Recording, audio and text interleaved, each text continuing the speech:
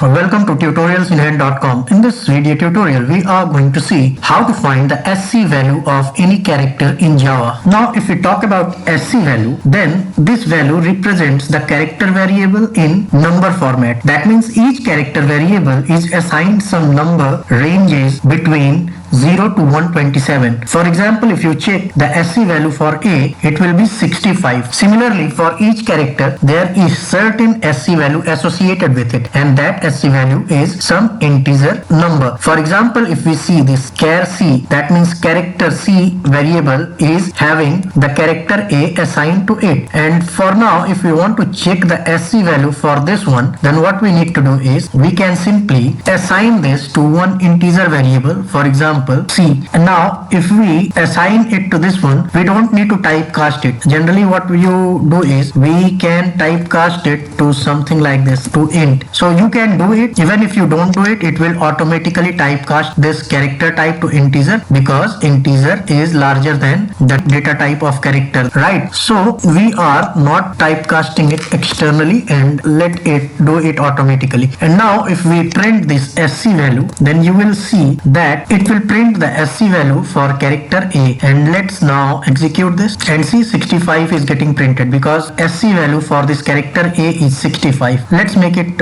more interesting. For example, it will print something like this. C is holding the value character A, so it will replace here character A and it will print character A. SC value is, and then the value 65. So now let's execute and we will get a meaningful output. So now see, here it is showing A SC value is 65. Similarly, if you print for different characters, you will find that SC value for B will be 1 more than 65. That means 66, and it will go on increasing as you go from A, B, C to D. See, it is showing 66. Now if you go to C, it will show 67, and if you go to capital J, then it will show the SC value somewhere around 90, I think. And see, it is showing the SC value to be 90 for Z. Similarly, for small a, that means lowercase a and lowercase g, you can check. So it is 97, and for lowercase g is 122. Similarly, you can also place the special characters over here like @ or something like that, and you will get the SC value for them as well. So it is 64 for this one. Similarly, you can replace any value and you will get the SC value. And if you want, you even don't need this extra line. Instead of this character, you can